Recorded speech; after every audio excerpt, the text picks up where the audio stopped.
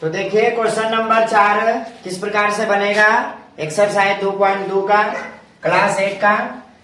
दो विभिन्न मूल्य वाली 35 कलमों का मूल्य 60 रुपया है। ठीक। यदि एक सस्ती कलम का मूल्य 1.50 मतलब 1.5 रुपया है एवं एक महंगी कलम का मूल्य 2 रुपया है तो कितनी महंगी कलमें खरीदी गई। अब देखिए समझिए आप लोग, दो विभिन्न मूल्य वाली 35 कलम है मतलब कुल कलम की संख्या बराबर कितना है 35। ये तो आप समझ गए होंगे। और 35 कलमों का मूल्य 60 रुपया है। ठीक। यदि एक सस्ती कलम का मूल्य 1.5 रुपया है, कितना है 1.50 1.5 रुपया है, और एक महंगी कलम का मूल्य 2 रुपया है तो कितनी महंगी कलमें खरीदी गई। अब देखिए समझिए, सॉल्यूशन में क्या लिखेंगे। माना कि महंगी कलम का मूल्य, कलम की संख्या मान लीजिए खरीदी गई, तो माना कि महंगी कलम की संख्या क्या मान लिए x हो गया। अब देखिए तो सस्ती कलम, एक सस्ती कलम भी है। देखिए तो सस्ती कलम की संख्या, अब यहां समझना है, महंगी कलम की संख्या x मान लिए। ठीक। अब देखिए टोटल कलम की संख्या कितना है 35। तो जैसे मान लिया जाए यदि मेरे पास 10 रुपया है, ठीक, यदि कोई इसमें से 4 रुपया ले लिया तो कितना बचेगा, तो 10 - 4 बराबर कितना बचेगा 6 बचेगा। उसी प्रकार महंगी कलम की कीमत x मान लिए और टोटल कलम 35 है, तो देखिए सस्ती कलम की संख्या तो 35 - x घट जाएगा, 35 - x हो गया। अब देखिए प्रश्न से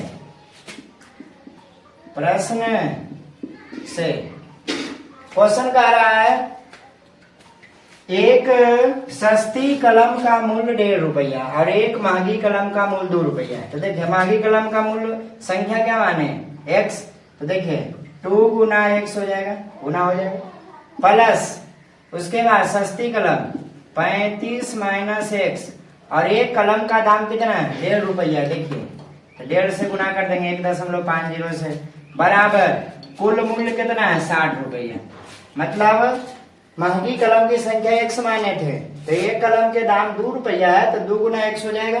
फिर देखिए सस्ती कलम का मूल्य, तो सस्ती कलम की संख्या 35 - x आया, एक कलम का दाम 1.5 रुपया है तो 1.5 से गुना कर दिया, बराबर कुल मूल्य कितना है 60 रुपया। आप देखिए इसको हल कर देंगे, या 2 गुना x 2x प्लस 35 गुना 1.5 कीजिए अर्थात 35 गुना 15। देखिए गुना करते हैं 5 7 5 12 के 2 52 अर्थात आया 5250। अब देखिए 2 अंक के बाद दशमलव, यहाँ दशमलव दे देंगे, उसके बाद प्लस इंटू माइनस क्या हो जाएगा माइनस हो गया 1.50 गुना x तो हो जाएगा 1.50x बराबर क्या हो जाएगा 60। तो 2 गुना x 2x हो गया, प्लस 35 गुना 1.5 52 और 1.50 गुना x 1.50x बराबर 60 हो गया। अब देखिए 2x में घटाना है 1.50, देखिए यहाँ घटाते हैं 2.0 और ये हो गया 1.50, देखिए घटाते हैं इस प्रकार से घटेगा। 0 में से 0 गया 0 में से 5 नहीं घटेगा, एक पैसा लेंगे, 10 में से 5 गया 5, यहाँ दशमलव और 1 में से गया 0 तो आया कितना 0.50, x है तो x। अब देखिए उसके बाद क्या हो जाएगा 60, यहाँ देखिए ये प्लस में दाया पक्ष जाकर के माइनस में तो -52.50। अब देखिए 0.5x 60 में 52.5 घटेगा तो बचेगा कितना 7.5 बचेगा ना। देखिए यहाँ घटा दिखाते हैं 60 में 52.50 घटाना है, देखिए 0 हो जाएगा, 10 में से 5 गया 5, 9 में से 2 गया 7 और ये कट को तो 7.50 आया ना। अब देखिए, इसीलिए x बराबर 7.50 अब बटा 0.50। देखिए 2 अंक के बाद दशमलव खत्म हो जाएगा, ये भी खत्म हो जाएगा। तो देखिए अब बच गया क्या, 750 अब बटे 50, 0 से 0 कट गया, 15 बचे 75। तो x बराबर कितना आया, 15। तो देखिए महंगी कलम की संख्या कितना माने थे, x माने थे, तो x से नहीं आया, तो कितना आ गया, 15 कलम। यही क्या हो गया आंसर। तो महंगी कलम की संख्या कितना आया, 15। इस वीडियो के क्वेश्चन नंबर 5 क्या है, एक त्रिभुज के तीनों कोण क्रमशः 2:3:5 के अनुपात में है, तो उनके तीनों कोण ज्ञात कीजिए। अब देखिए तीनों कोण ज्ञात करना है। सबसे पहले एक त्रिभुज बना लेंगे इस प्रकार से, इसका नाम रख देंगे ए बी सी। अब देखिएगा 3 कोण, त्रिभुज में 3 कोण होता है, कोण ए, कोण बी, कोण सी हो गया। देखिए 3 कोण है और कोणों का अनुपात दिया है। जब अनुपात दिया रहेगा तो मान लेना है, ठीक, 2x 3x 5x। तो देखिए यहां लिखेंगे हल सॉल्यूशन में, माना कि पहला कोण, देखिए यहां 2 है तो 2x मान लेंगे। दूसरा कोण, दूसरा देखिए कितना है, 3 है तो 3x। तीसरा कोण, तीसरा कोण कितना है, 5 है तो 5x मान लेंगे। अब देखिए पहला जो कोण हो गया 2x, दूसरा हो गया 3x और तीसरा हो गया 5x। जब अनुपात में रहेगा तो x मान लेना, ठीक। पहला कोण 2x हो गया, दूसरा कोण 3x और तीसरा कोण 5x। अब यहां लिखिएगा त्रिभुज के तीनों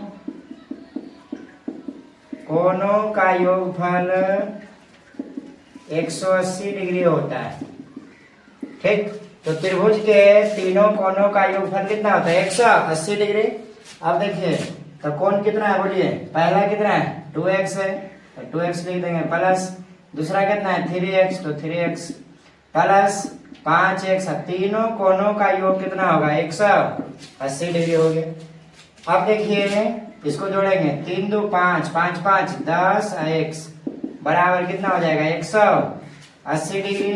इसीलिए x बराबर 180 डिग्री। अब हटाए देखिए 10 गुना में इधर आकर के भागा में, 0 से 0 कट गया, बराबर क्या डिग्री आ गया, x का वैल्यू 18 डिग्री। तो अब देखिए पहला कोण 2x था, तो यहां लिख देंगे पहला कोण बराबर 2x, तो 2 गुना x का वैल्यू कितना है 18, तो 18 दूनी 36 डिग्री आ गया। दूसरा कोण देखिए, दूसरा कोण कितना था 3x, तो 3 गुना x का वैल्यू कितना है 18, तो 18 दिया 54 डिग्री हो गया। तीसरा कोण कितना है 5x है, तो देखिए 5 गुना x का वैल्यू 18 है, तो बोलिए 18 बचे 90 डिग्री। यही क्या हो गया, आंसर हो गया तीनों। तो आ गया पहला कितना 36 डिग्री, दूसरा 54 डिग्री और तीसरा 90 डिग्री। देखिए क्वेश्चन नंबर 6 बताएंगे, बिल्लू के पास 1 रुपया 2 रुपया एवं 5 रुपया के कुल 160 सिक्के हैं, जिनका कुल मूल्य 300 रुपया है। यदि 2 रुपया के सिक्कों की संख्या 5 रुपया के सिक्कों की संख्या की तिगुनी हो, तो उसके पास प्रत्येक प्रकार के कितने सिक्के हैं। तो देखिए 2 रुपया का सिक्का है, 1 रुपया का सिक्का और 5 रुपया का सिक्का है। लेकिन यहाँ क्वेश्चन में कह रहा है कि 1 रुपया और 2 रुपया और 5 रुपया का कुल सिक्का कितना है, 160 है। 160 सिक्का है जिसका कुल मूल्य कितना है, 300 रुपया है। तो यह भी बोल रहा है कि 2 रुपया के सिक्कों की संख्या 5 रुपया के सिक्कों की संख्या की 3 गुनी है। तो किसका 3 गुनी है, 5 रुपया के सिक्कों की संख्या। तो पहले मान लेंगे, माना कि सॉल्यूशन में, माना कि 5 रुपया के सिक्कों की संख्या बराबर कितना x। ठीक। उसके बाद देखिए 5 रुपया के सिक्कों की संख्या 2 रुपया के 3 गुनी। तब देखिए 2 रुपया के 2 रुपए के सिक्कों की संख्या, यहां समझिए 2 रुपया के सिक्कों की संख्या 5 रुपया के सिक्कों की संख्या कै गुनी है 3 रुपए। तो 5 रुपए के सिक्कों की संख्या x माने है तो 2 रुपये से 3 गुना है तो 3x हो जाएगा। मतलब कहने का मतलब है कि 2 रुपया के सिक्कों की संख्या 5 रुपया के सिक्कों की संख्या के 3 गुनी है। तो 5 रुपए के सिक्कों की संख्या x माने तो क्या हो जाएगा 3x हो जाएगा 3 गुनी। उसके बाद 1 रुपया का भी सिक्का है तो 1 रुपये के सिक्कों की संख्या। अब देखिए टोटल कितना सिक्का है 160 सिक्का है तो टोटल 160 हो गया। अब घटा देंगे माइनस। अब देखिए ये 2 रुपया और 5 रुपया वाला हो गया। ठीक, ये दोनों के जोड़ देंगे तो x प्लस 3x और ये दोनों जोड़ करके 160 में घटा देंगे तो 1 रुपया के सिक्कों की संख्या आ जाएगी। अब देखिए तो 160 माइनस 3 1 4x हो गया। तो 1 रुपया के सिक्कों की संख्या कितना हो गया 160 माइनस 4x। अब देखिए प्रश्न से क्या क्वेश्चन था कि 5 रुपया के सिक्कों की संख्या माने x। तो देखिए 5 रुपया के सिक्कों की संख्या x तो 5 गुना x कुल सिक्का हो जाएगा। फिर जोड़ देंगे प्लस 2 रुपया के सिक्कों की संख्या 3 गुना है तो 2 रुपया के सिक्कों की संख्या कितना है 3 गुना है तो 2 गुना 3x प्लस 1 रुपया के सिक्कों की संख्या कितना है देखिए 160 माइनस 4x और कह रहा है टोटल सिक्का मतलब जिनका कुल मूल्य सिक्कों का कितना है 300 रुपया तो बराबर क्या हो जाएगा 300। ये समझना है कि 5 रुपए के सिक्कों की संख्या x माने 5x हो जाएगा कुल सिक्का। फिर 2 रुपया के सिक्कों की संख्या तिगुना है तो 2 गुना 3x प्लस 1 रुपया के सिक्कों की संख्या कितना है 160 माइनस 4x 1 से गुना कर दिया टोटल कुल मूल्य कितना है 300। अब इसको हल कर देना है 5 गुना x 5x 3 दूना 6x 1 गुना 160 160 हो जाएगा minus plus into minus minus 4x गुना 1 4x बराबर कितना हो गया 300। अब देखिए या 6 5 11 11 में से 4 घटेगा 7 बचेगा 7x प्लस 160 बराबर कितना हो जाएगा 300 या 7x बराबर 300 ये लिख दिए। देखिए प्लस 160 है बायां पक्ष में दाएं पक्ष जाएगा तो माइनस 160 या 7x बराबर इसको घटाइए 300 में 160 घटेगा तो बचेगा कितना 140। ठीक, अब देखिए इधर लिख देते हैं तो इसलिए x बराबर 140 देखिए 7 गुना में इधर आकर के भाग में हो जाएगा 7 दूनी 14 मतलब 20 बार में कट गया तो x जो आया क्या चीज आया 5 रुपया के सिक्कों की संख्या कितना हो गया 20 हो गया। अब देखिए बारी बारी से लिखेंगे यहाँ चूंकि 5 रुपया के सिक्कों की संख्या क्या माने थे x माने थे तो x बराबर कितना आया 20 सिक्का हो गया। ठीक, उसके बाद 2 रुपया के सिक्कों की संख्या क्या लिखेंगे चूंकि 2 रुपये के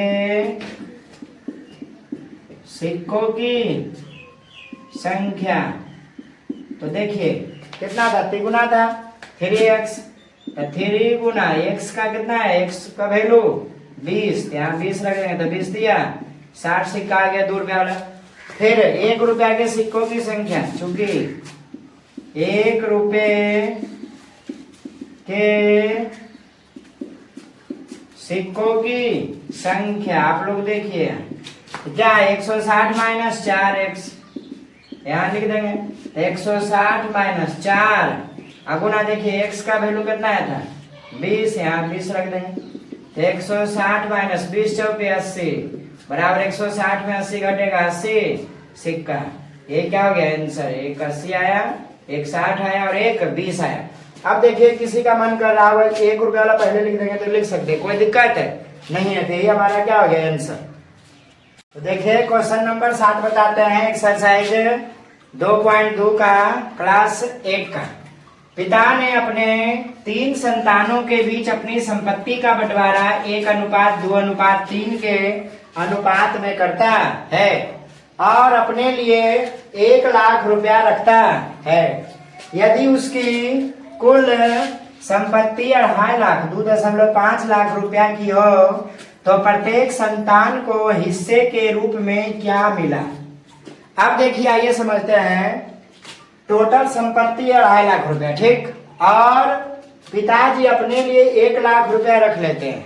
तो 2.5 लाख रुपया में 1 लाख रख लेते हैं तो क्या बचेगा, 1.5 लाख बचेगा। तो सबसे पहले हम लिख लेंगे शेष संपत्ति, शेष संपत्ति। तो देखिए 2.5 लाख, 2.5 लाख देखिए यहाँ 2.5 लिखा है, तो 2.5 लाख कैसे लिखाएगा, कई जीरो पड़ेगा, 1 ढाई सैकड़ा हजार 10 लाख, 2.5 लाख हो गया माइनस 1 लाख रख लेते हैं, 1 लाख में 5 जीरो पड़ेगा, ठीक। तो 2.5 लाख में 1 लाख घटेगा तो बचेगा क्या, 1.5 लाख। क्या बचेगा, 1.5 लाख, 1 ढाई सैकड़ा हजार 10 लाख, 1.5 लाख रुपया बच गया। अब देखिए 1.5 लाख रुपया बच गया। अब यहाँ लिखेंगे माना कि पिता ने अपने 3 संतानों के बीच बंटवारा का अनुपात क्रमशः, पहला क्या है 1 है तो 1 हो जाएगा, दूसरा क्या है 2 है तो 2x हो जाएगा, और तीसरा क्या है 3 तो 3x है। अब देखिए प्रश्न से इन तीनों को जोड़ देंगे, x plus 2x plus 3x बराबर, देखिए कितना बच गया, 1.5 लाख रुपया बच गया, यहाँ लिख देंगे, ठीक। अब देखिए यहाँ 3 2 5 है 1, 6x बराबर 1.5 लाख रुपया, इसलिए x बराबर तो 1.5 लाख, अब बटा कितना हो जाएगा 6 दूनी 12, बचे कितना 3, 6 बचे 30, 3 जीरो, अर्थात कितना आया 25,000 रुपया। क्या आया, तो पहले संतान 3 संतान है तो पहले संतान को मिला, पहले संतान को प्राप्त रुपया, तो x था, x में कितना आया 25,000 रुपया। दूसरा यहां लिख देते हैं, दूसरे संतान को रुपया मिला या धन मिला, तो दूसरा कितना था बोलिए 2x, दूसरा कितना था 2x, तो 2 गुना x का वैल्यू कितना है, यहाँ देखिए 25,000, तो 25,000 हो गया, 25 दूना 50,000 रुपया दूसरा संतान को मिला। उसके बाद तीसरे संतान को, तीसरे संतान को रुपया मिला या धन मिला, तो देखिए तीसरे संतान को 3x है तो 3 गुना x का वैल्यू कितना है 25,000, तो हो जाएगा 75,000 रुपया। यही क्या हो गया आंसर। तो प्रत्येक संतान को पहले को मिला 25,000, दूसरे को 50,000 और तीसरे को 75,000। तो देखिए क्वेश्चन नंबर 8 है, 11 के लगातार 3 गुंजों का योग 231 है तो उन्हें ज्ञात करें। अब देखिए मानेंगे, माना कि 11 के लगातार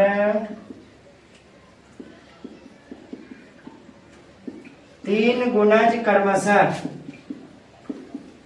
3 गुणज क्रमशः, तो सबसे पहले कुछ नहीं रहेगा तो x मानेंगे, x मान लिए। दूसरा इसमें x जोड़ 11 जोड़ देंगे इसमें, तो x प्लस 11, और तीसरा फिर इसमें 11 जोड़ देंगे तो 11 प्लस 11 क्या हो जाएगा 22 है। तो 11 के 3 गुना पहला x मान लिए, दूसरा 11 जोड़ दिए इसमें, और तीसरा फिर इसमें 11 जोड़ देंगे तो 11 दूनी 22 तो x प्लस 22। पहला हो गया x, दूसरा गुना जोड़ दिया x प्लस 11 और तीसरा हो गया x प्लस 22। अब देखिए प्रश्न से करा कि 11 के लगातार 3 गुंजों का योग कितना है 231। तो पहला कितना है, तीनों को जोड़ दीजिए, ठीक। तो x प्लस दूसरा कितना है x प्लस 11, देखिए तीसरा कितना है x प्लस 22, तीनों को जोड़ दिए बराबर इसका योग कितना है 231। तो 231 लिख दिए। अब देखिए x प्लस x, 3 को x है तो 3x, 11 प्लस 22 तो क्या हो जाएगा जोड़ करके 33 बराबर 231। अब देखिए यहाँ 3x बराबर 231, देखिए प्लस में उधर जाकर के माइनस 33। अब देखिए यहाँ 3x बराबर 11 में से 3 गया 8, ये 2 बचा, मतलब 12 में से 3 गया 9 और ये 1 बच गया। इसलिए x बराबर 198, 3 गुना इधर आकर के भागा, हम काटिए इसको, 3 छक 18, 3 छक 18 बराबर कितना आ गया 66। तो पहला गुणज x बराबर कितना हो जाएगा 66 हो जाएगा। दूसरा x प्लस 11, दूसरा कितना है x प्लस 11, इसमें 11 जोड़ देंगे तो 66 प्लस 11 बराबर क्या हो जाएगा 77, एक आंसर हो गया। तीसरा x प्लस 22 है तो x प्लस 22, तो x का वैल्यू कितना है 66, तो 66 प्लस 22 बराबर क्या हो जाएगा 88। तो यही 11 के 3 गुना हो गया 66, 77 और 88।